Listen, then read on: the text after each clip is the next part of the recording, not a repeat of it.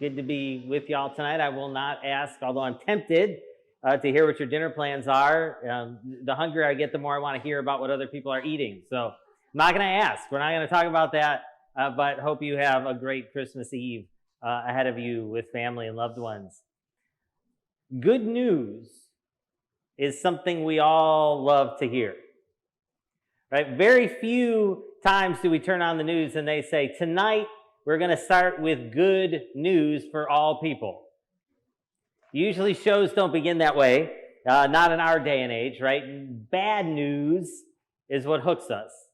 Negative news hooks us. There's actually, people that talk about this. If you're going to write, blog posts or you're going to do this, the way you hook people is with a negative thing. And that's what gets people to read. They actually teach this kind of in digital media. And the angels obviously don't ascribe to that method. The angels who visit the shepherds say, don't be afraid. I have good news for all people. Good news for all people. Good news is something we need to hear. So tonight, I want to just spend a little time talking about why Jesus' birth is good news to certain groups of people in that night. And maybe we might fit in one of those groups, or maybe we might fit in more than one of those groups. But Jesus' birth is good news to groups of people that were there on the first Christmas, but maybe not the good news they were wanting to hear. In Jesus' day, right, they were living in a time where they were under Roman occupation. They paid high taxes. Good news, if you would have asked, you probably would have taken a survey, send out a Google form or something like that to see what people wanted to hear as good news. Lower taxes might have been number one. No more Romans might have been number two. Or you could maybe flip those two, right? You can imagine if you want to be a free people and you're occupied by another nation that's not letting you have your freedom, how that would feel. And you can imagine if you work hard to try to provide for your family and make a life for your children, and so much of your money is being taken in taxes that it becomes oppressive, how you would feel. And that was the world that Jesus was born into. So maybe they were thinking that was the good news, but that's not what the angels said. Lower taxes, new country in charge. That's not what they said. Said they have good news for all people. And the first group of people that there was good news for was families. There's good news for families. Not because of the things we just talked about, not because taxes were lower, or not because finances improved, but good news for families is that Jesus was born into a family. These two people, Mary and Joseph, had this calling, right? They had this mission from God. In the midst of all that was happening, God said, I'm going to send my son into the world to change it, to turn it upside down. And they might say, well, what is our part of that? And they would say, be a family. Love each other. Raise this child. Raise this child. But what else? Right? And maybe you didn't need something else, but raise this child. It's that important. So when we talk about family, there's a sacred calling that comes with family. I know not everybody here is a parent, so I'm not, the rest of the sermon is not just directed at parents, but I want to say something to parents just for a moment here. God sent his son into the world. He did not decide what school he was going to go to. He did not decide what extracurricular activities he was going to play. None of that was spelled out. What he decided and what he handpicked was who was going to raise him. Because we know, even as we do studies today, the most influential people on children are their parents, for better or for worse. Without question, the most influential people on children are their parents. They will value what you value. They will treat people the way you treat people. They will come to see as important the things that are important to you. And so God is placing his son in the hands of these two people that he would be raised to see and value what they value. And oftentimes we think about Jesus and his compassion and his love for the outcast as something that comes from his Father, but some of that has to come from Mary, right? A teenage mom who wasn't married knew what it was like to be looked down upon. Maybe she had a heart for outcasts like she was. Her son picked that up from her, right? Parenting is a sacred calling, right? Every father here, I want you to hear this for a second. Every father here, your calling to your children is just as sacred as Joseph's was to Jesus. And every mother, your calling is as sacred as Mary's was to Jesus. And if you've graduated from that, if you're a grandfather and your kids are grown, that mentoring relationship, that guiding relationship is still just as sacred. God has given you a sacred calling, and he's given families a sacred calling. We all had parents. We may not all be parents. We've all had parents. We understand how influential they are. So parents and parent figures, understand your sacred calling. God has blessed families with a sacred calling. That is good news for families.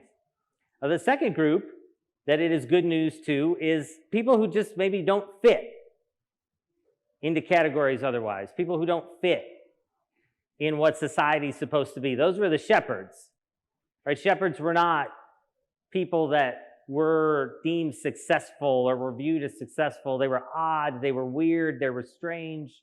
They had a job that really you didn't want your kids to grow up and do. They didn't fit. They didn't fit. I knew one shepherd in my life. I've mentioned this to some of you before. When I lived in Wyoming, he would come down from the mountain where he would tend sheep a couple times a year to go to church. And he fit the description of everything I just said about a shepherd. He was odd, he was strange,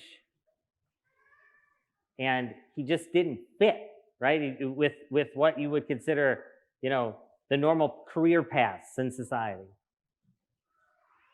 But the shepherds, like him, were the ones that Jesus called to his birth. He was the one that he wanted at the party, right? They got the personal invite to the party, right? And there were times in my life where I felt like maybe I didn't fit. I know when I was younger and didn't go to college right away out of high school, right? That's what successful people are supposed to do. And I felt like I didn't fit, right? Because I didn't know what I was supposed to do if I didn't do that. I know when Sarah and I were a young married couple and we didn't think we could have children, right? We didn't seem to fit as our friends were having kids, and we didn't know, what does that mean for us?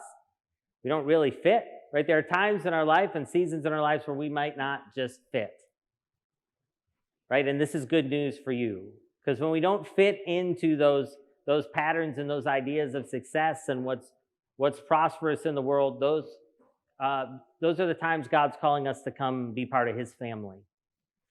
That's where we'll find our fit. The shepherds were the example of that, right? The shepherds found their fit with him. And maybe there's a reason why we might not fit other places, because we're meant to fit with him. So those times when we might not fit, the people that might not fit, or the seasons in our life where we don't fit, this is good news, because he's calling us to be part of his family where we'll have a fit. So good news for families, good news for shepherds.